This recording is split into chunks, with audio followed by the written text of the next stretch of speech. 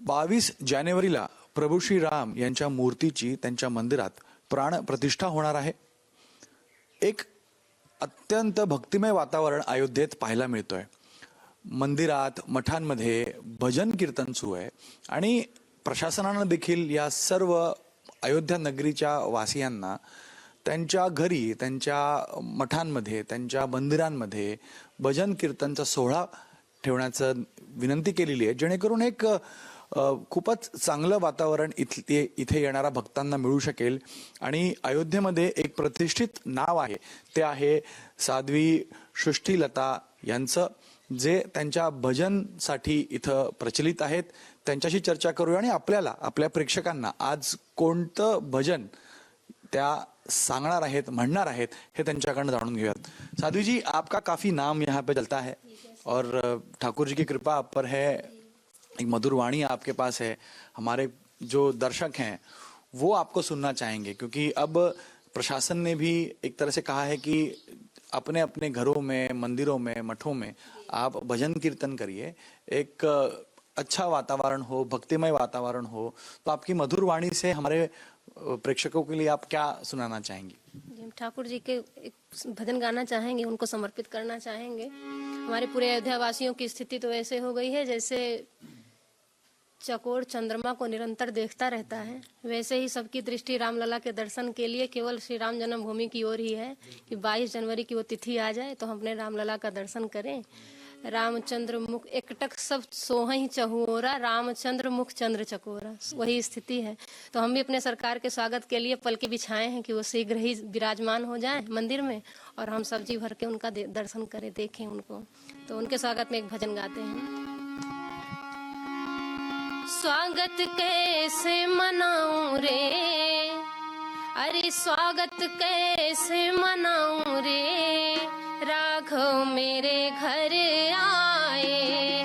स्वागत कैसे मनाऊं रे, राघव मेरे घर आए। स्वागत कैसे मनाऊं रे, राघव मेरे घर आए।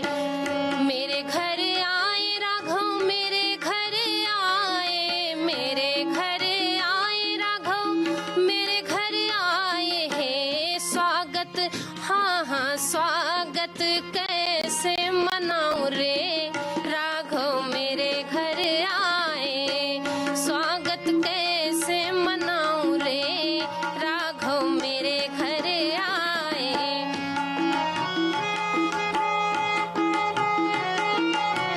नयन कमल मग आनी पाहुन को, नयन कमल मग, नयन कमल मग, नयन कमल मग, नयन कमल मग, नयन कमल मग, नयन कमल मग आनी राघव को, नयन कमल मग आनी राघव को। उतरिन पलंग बिछाऊं रे, राघव मेरे घर आए। स्वागत कैसे मनाऊं रे, राघव मेरे घर आए।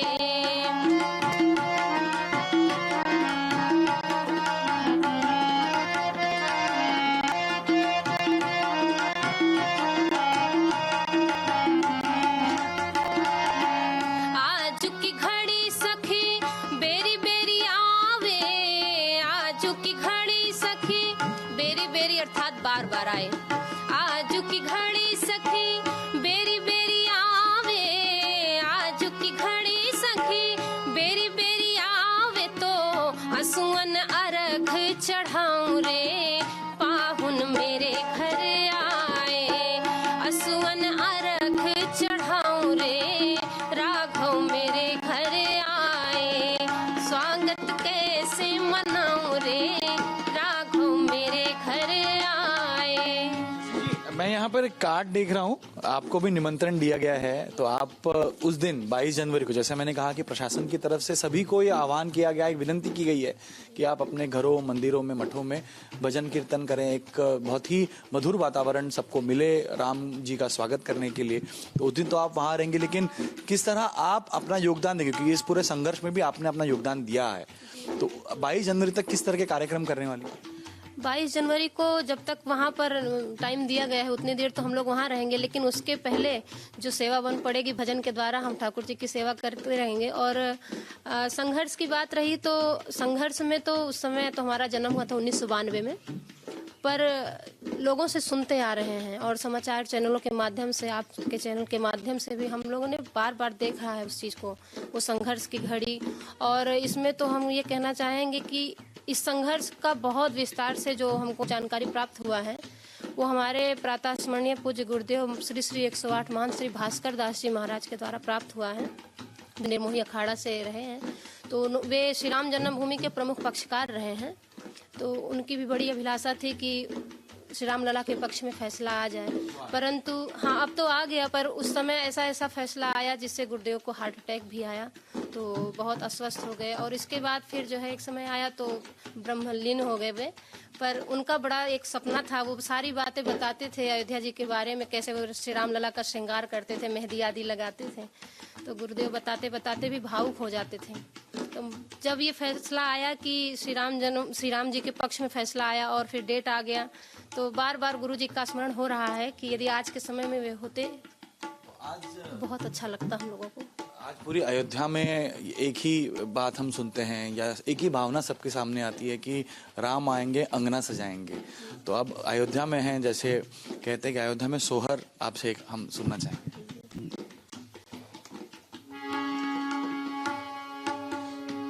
दो लाइन सुनाते हैं। ये सोहर जगत गुरु श्री राम भद्राचार्य जी महाराज जी का है। तो राघव जी को अपना शिष्य मानते हैं, तो उसी भाव में उन्होंने रचना की है, तो वही हम सुनाना चाहेंगे। राघव जी के मंद मुस्कानिया मिया रस सानल हो, राघव जी के मंद मुस्कानिया मिया रस सानल हो, ललना नाभ से करत सुर वृष्टि नहीं मन हरसल हो, ललना नाभ से करत सुर वृष्टि मन ही मन हरसल हो, राघव जी के मंद मुस्कानिया में रस सानल हो, ललना देखी मन भैले मोर निहाल सकल सुधि बिसरल हो, ललना देखी मन भैले मोर निहाल सकल सुधि बिसरल हो। जाते जाते प्रभु श्री राम के स्मरण को लेकर और हमारे सारे दर्शकों के लिए आप अपने मधुर वाणी में कोई भजन सुना दें तो। जी जी बिल्कुल।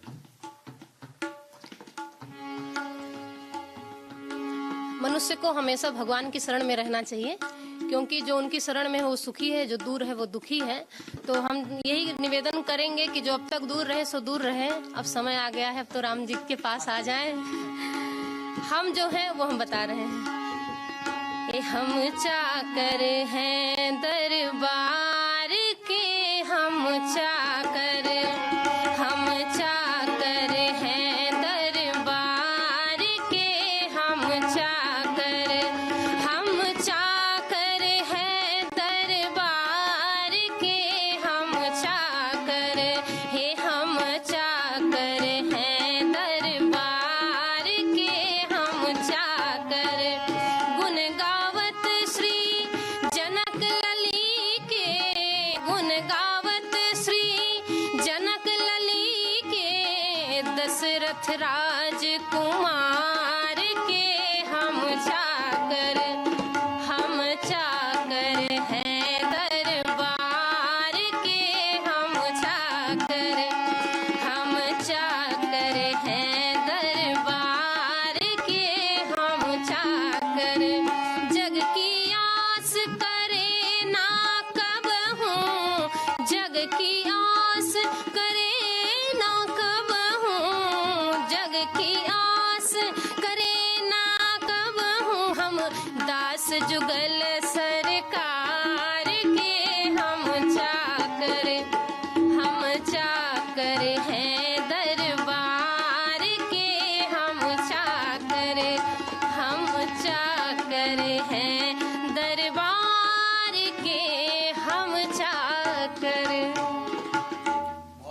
तर धन्यवाद आपका. तर साध्वी सृष्टीलता इथं त्यांच्या मधुर वाणीमध्ये भजन करताना आणि हेच वातावरण पूर्ण अयोध्या नगरीमध्ये आपल्याला 22 तारखेपर्यंतच्या पुढपर्यंत पाहायला मिळेल. कारण लोकांच्या मनातलं जे स्वप्न होतं, खास करून अयोध्या वासियांचे जे स्वप्न होते ते स्वप्नपूर्ती होते आणि म्हणूनच आपल्या प्रभू श्री रामाचं स्मरण करण्यासाठी हीच मधुर वाणी पूर्ण अयोध्या नगरीमध्ये आपल्या सर्वांना भक्तांना ऐकायला मिळणार आहे. कॅमेरामॅन अनिल सनगरेसह गणेश ठाकूर, एबीपी माझा, अयोध्या. एबीपी माझा, उघडा डोळे बघा नीट.